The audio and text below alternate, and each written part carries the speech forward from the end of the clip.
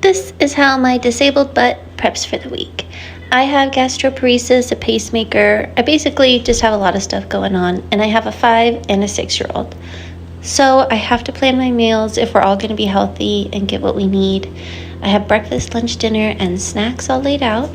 And then I decided to do the days as well. I didn't put the weekends in there because we're going to have plenty of leftovers.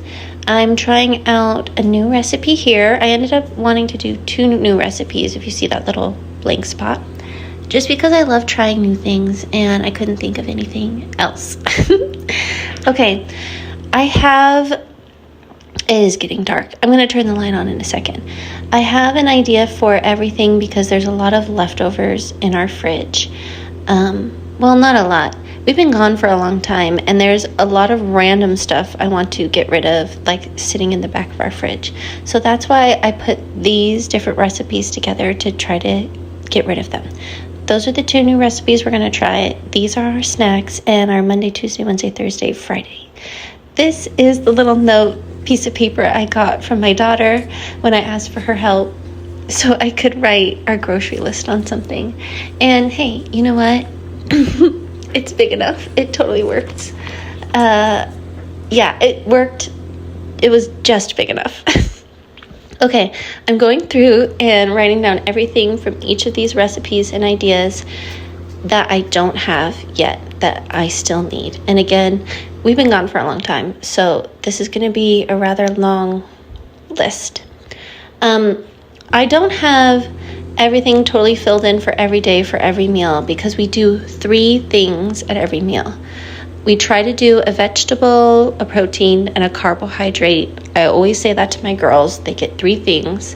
One of those things is always something that I know they like, and then the rest is like whatever I decided to do, whatever leftovers I have, so and so.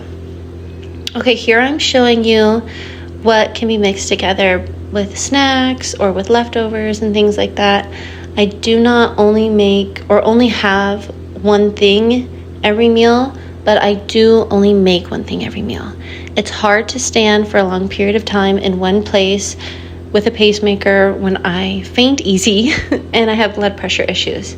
So cooking over a hot stove and then standing over the sink to do dishes after is definitely a struggle. That's why, sorry, low oxygen. I have brain fog. That's why I decided to do things like this, where I'm only cooking one thing at a time, but all the leftovers and all the things I have in the freezer and all the snacks can come together to make it a full meal, if that makes sense. I'm going to be doing a lot of these leftovers to add to and supplement, showing you here. I'm excited to try this new recipe. I don't eat meat. My girls do.